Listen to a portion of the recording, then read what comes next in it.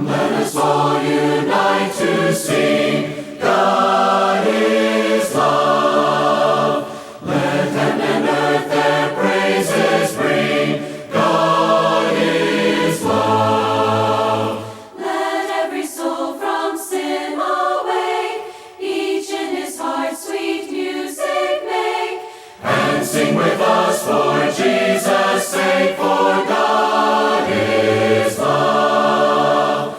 God is God is love. God is God is love. Come, let us all unite to sing that God is love. Oh, tell to earth's remotest bound, God is love. In Christ we have redemption found, God is love. His blood has washed our sins away, his spirit turned our night to day. And now we can rejoice to say that God is love. God is God is love. God is God is love. Come, let us all unite to sing that God is love. How happy is our portion here, God is love. His promises our spirits cheer, God is love. He is our sun and shield by day, our help, our hope, our strength and stay. He will be with us all the way, our God is love.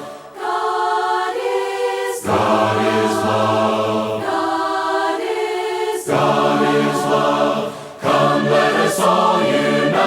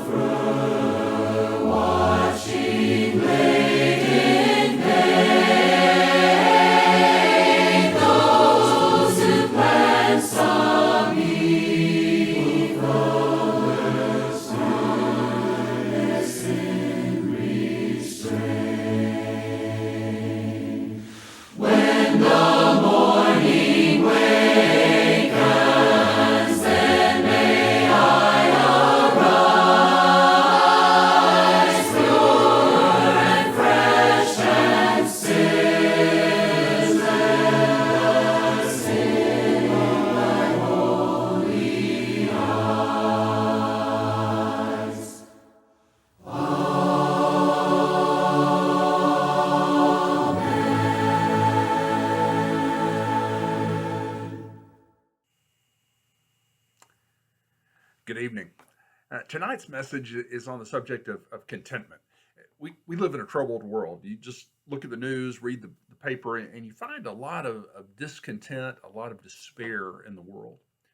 And the reason we live in a troubled world is because we live in a fallen world. All the way back to Genesis chapter 3, the third chapter of the Bible, we read of the entrance of sin into the world. God had blessed Adam and Eve with this perfect existence. Their physical needs were met. They were in perfect fellowship with God. They had access to the tree of life. And then sin entered the picture, and they did the one thing that God instructed them not to do. They ate from the tree of the knowledge of good and evil, and human existence has never been the same ever since. And because we live in this sin sick, fallen world, we can't possibly look to this world to provide us the security that we crave. You could run 5 to 10 miles a day to maintain your health, but still, there are no assurances that you won't contract some disease or have some disaster befall you. You could invest all your money, have a strong portfolio, but nothing in the stock market is guaranteed. You could be the model employee and go beyond the call of duty. And still, your company might have to downsize and you might be squeezed out. You could be a godly Christian parent who does everything for their children, but they're still exposed to so many negative worldly influences that you have no control over. And so it's very probable that many of us are living with circumstances right now that you or that we wouldn't choose for ourselves. Life isn't just as we thought it would be. If all of a sudden we became winners of some miraculous sweepstakes that allowed each of us to change something, to change anything about our lives, I doubt that there would be too many of us who would say, well, there's nothing I would change. Now, all of us would want to change something. Maybe you would change your job, something less stressful to something more rewarding.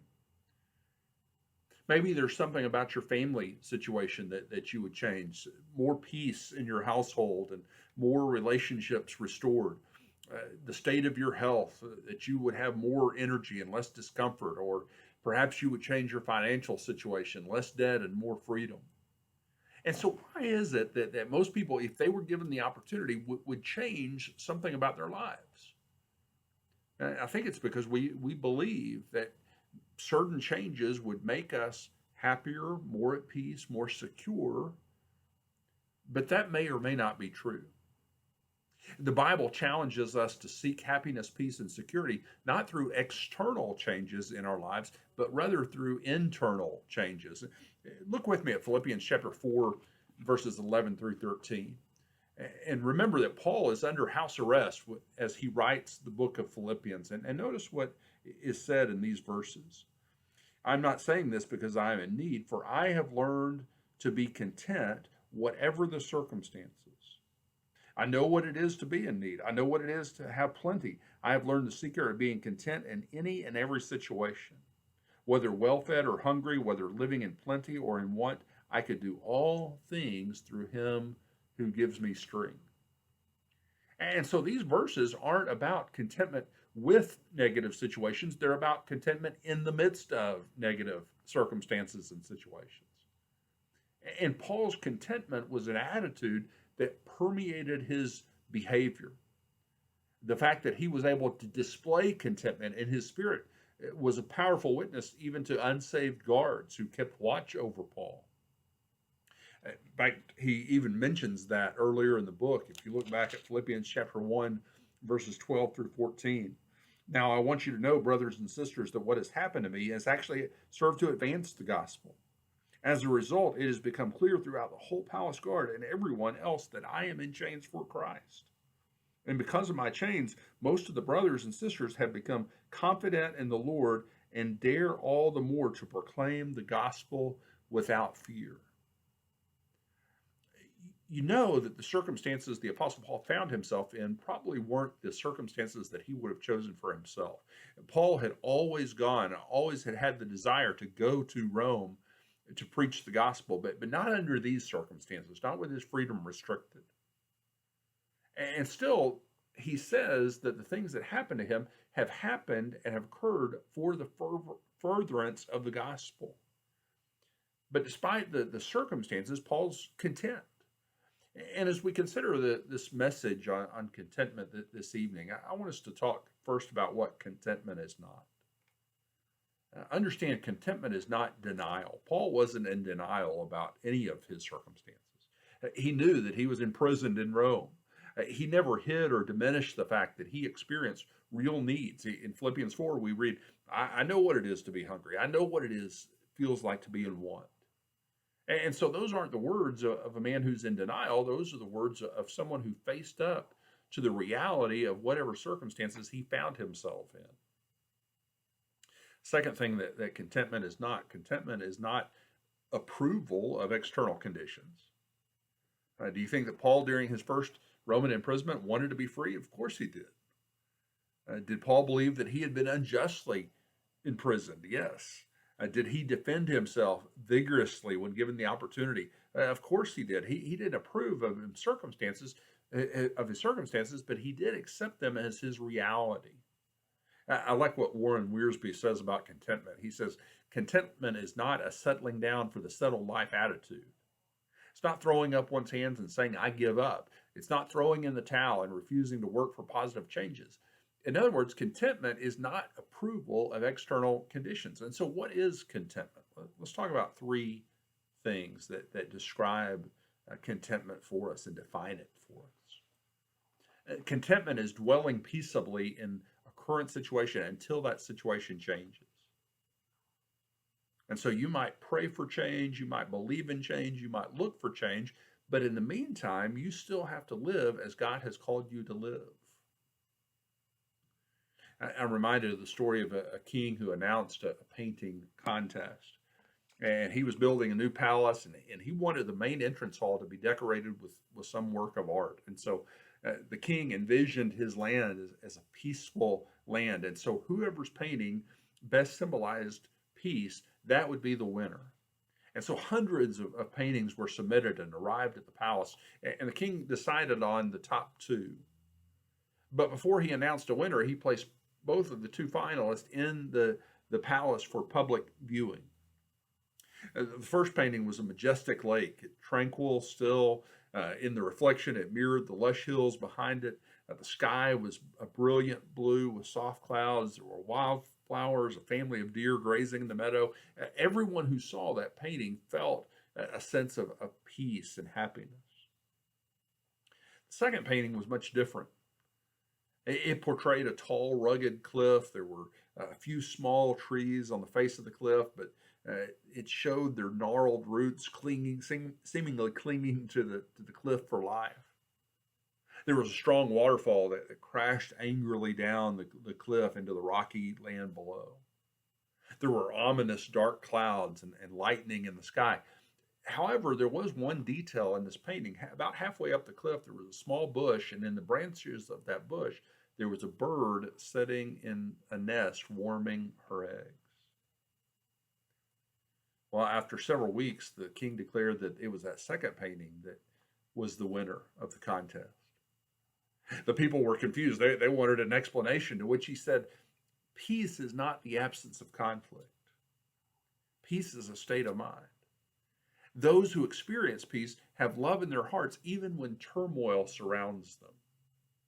And so what drew his attention about that second painting was that bird in the nest in the midst of all that chaos, in the midst of all the turmoil.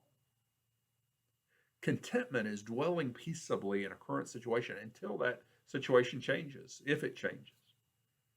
There might be turmoil all around us, but there can still be peace in our hearts. Secondly, contentment is refusing to fall into the traps of greed, covetousness, and envy. And they're such easy traps to fall into. Someone can be guilty of these things and not even realize it, not even know it. In fact, Paul says in Romans chapter 7, he speaks about the Mosaic law that brought a consciousness of sin. And the example that he gives there is the example of coveting. He says in Romans 7, verse 7, I would not have known what coveting really was if the law had not said, do not covet. And so we could be guilty of these things and not even realize that we're guilty of them. I'll give you an example. When Michelle and I lived in Chile, we rented a house the last 2.5 years that we were there. We were in a house, a rented house. And by Chilean standards, it was a very nice house. By Chilean standards, 3 bedrooms, gated street, about 1,200 square foot living space, which was big by Chilean standards. Of course, it had some features that we might not have chosen for ourselves. Uh, Dark brown carpet with very little padding. It was almost like walking on concrete. The bathroom and the kitchen featured brown linoleum on the walls and the floors, not very inviting. The home wasn't well insulated. It was pretty drafty. The kitchen cabinets never seemed to shut just right. Some things were in disrepair and falling apart. In spite of all those things, all of our friends, our Chilean friends who came to visit, talked about what a wonderful, beautiful, spacious home we had. And we were proud of it. We were happy to be living there. We felt blessed by it. But the question I ask myself now is, let's suppose that we could take that house, put it on a flatbed truck, and move it here to Springdale, set it down on a vacant lot and live in it. Would we be happy with that same house in this context? It's the same house. Nothing about it has changed. Nothing about us has changed. Our family's grown. But our expectations have changed. Our circumstances have changed. People around us live in more comfortable, larger homes. I'm not saying that's right on my part. In fact, just the opposite. And I'm also saying that I think we're probably more affected than we want to admit by envy and covetousness and comparing ourselves with others, keeping up with the Joneses. Contentment means that we refuse to fall into that trap. A third thing that contentment is a heart at rest because our relationship with the Lord is right. A heart at rest because our relationship with the Lord is right. Paul addresses contentment also in 1 Timothy chapter 6, verses 6 through 8, where we read these words. Godliness without contentment is great gain, for we brought nothing into the world and we could take nothing out of it. But if we have food and clothing, we will be content with that. And the word for contentment that's used in this text in verse 6, it was an important word in Stoicism. It was expressed in Stoic ideals, which was that to be independent of external circumstances was desirable. But here, Paul Christianizes, he baptizes that word, and he uses it to refer to an attitude of the mind that is independent of externals and dependent only on God. And so how is it that, as Paul says here, godliness plus contentment equals great gain? Well, Paul explains that equation by looking beyond this life. He says, we brought nothing into this world and we could take nothing out of it. 100 years from now, the only thing that will matter is our relationship with the Lord. And we need to understand that and be at rest with that in the present. And so how do we develop in our own hearts and souls a sense of inner peace and contentment? Let me share just a few keys to contentment that I hope you'll find practical or certainly are biblical. And the first is to focus on the positive circumstances all around you. There are some good things happening even in the worst of times. There's a positive side to every negative experience, every negative situation. Sometimes you have to look a little harder to see it. But again, this isn't denial. This isn't a refusal to admit that negatives exist, but it is a choice. It's a choice to focus your attention on the positive things that can be built up, improved, encouraged, or praised. And so Paul also in Philippians says this, and remember again, written during his Roman imprisonment under guard. He says, finally, brothers, whatever is true, whatever is noble, whatever is right, whatever is pure, whatever is lovely, whatever is admirable, if anything is excellent or praiseworthy, think about such things. There were so many negative things that Paul could have focused his attention on. For starters, he doesn't know what his fate is going to be. He's under house arrest in Rome. This could be the end. This could be curtains for Paul. Now, it's most likely that Paul was eventually released on this particular occasion We think that he went on to preach in Spain and in the Aegean area, but he doesn't know that at the time that he writes these words. All he knows is that he's imprisoned and under Roman guard. But in a negative situation, Paul chooses to focus on those things that are excellent, that are praiseworthy. A second key to developing inner contentment is to share God's love with someone else. And you might wonder, well, what connection is there between sharing God's love, between evangelism, and developing inner contentment? I want to share with you a verse that I've always found very interesting from the very short book of Philemon. And so this is from Philemon 6, and I'm going to put it here on screen because Philemon's sometimes hard to find in our New Testaments because it is so short. Listen to the words of this verse. I pray that you may be active in sharing your faith, so that you will have a full understanding of every good thing we have in Christ. Did you catch that? If I understand that correctly, it's saying that I can't fully understand, I can't comprehend all that I have in Jesus unless I'm active in sharing my faith. Somehow, through the process of communicating God's love and Jesus' grace with a friend or with a neighbor, with a family member, through sharing that, I gain a deeper understanding of all the spiritual blessings that I have. That's not the primary reason that I share my faith, but that's a pretty rewarding serendipity. That's a pretty rewarding byproduct. And maybe some of the reason we don't feel content is because we don't understand, we don't comprehend all that we have in Jesus, and we gain a deeper understanding when we are active in sharing our faith. And then third and finally, a key to contentment, choose to act in a positive manner, seeking positive results. When Paul found himself in prison in Rome, you know what he did?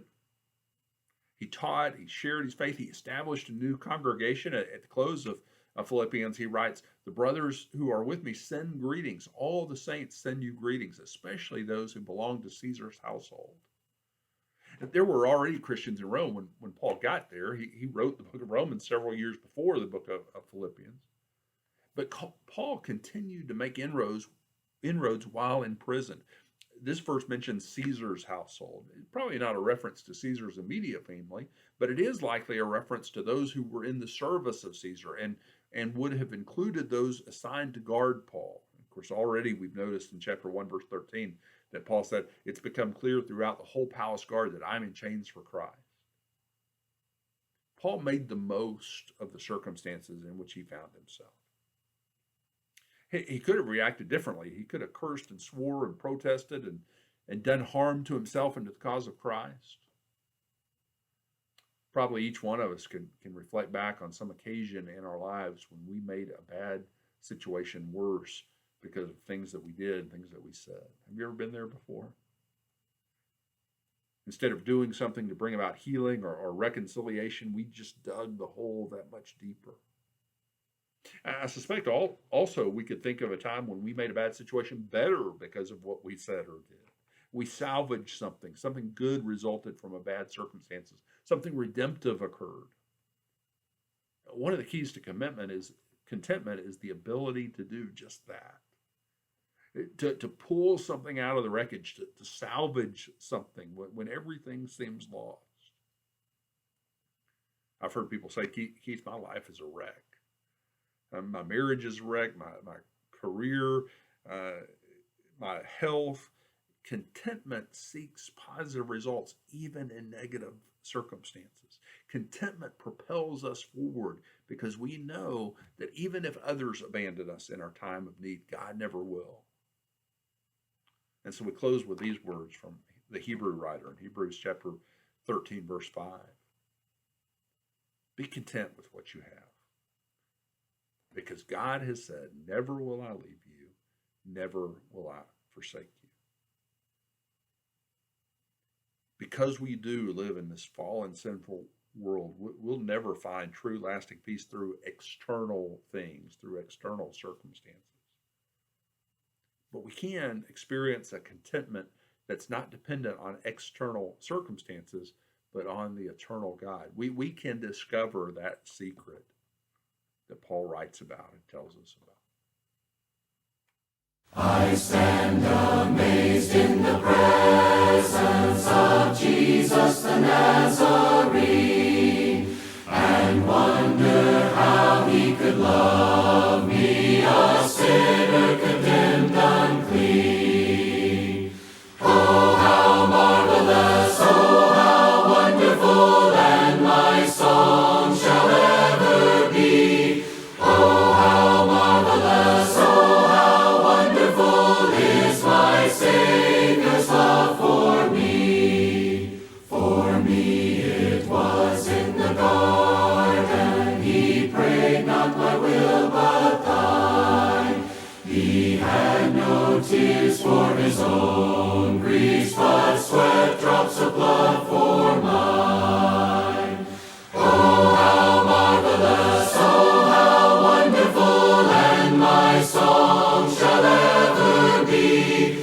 Oh, how marvelous, oh, how wonderful is my Savior's love for me. In pity angels beheld him, and came from the world of light to comfort him in the sorrows he bore for my soul that night. Oh, how marvelous, oh, how wonderful, and my song shall ever be. Oh, how marvelous, oh, how wonderful is my Savior's love for me. He took my sins and my sorrows, he made them his very own. He bore the burden to Calvary, and suffered and died alone. Oh, how marvelous, oh, how wonderful, and my song shall ever be. Oh, how marvelous, oh, how wonderful is my Savior's love for me. When with the ransomed in glory his face I at last shall see, 'twill be my joy through the ages to sing of his love for me. Oh, how marvelous, oh, how wonderful, and my song shall ever be. Oh, how marvelous, oh, how wonderful is my Savior's love for me.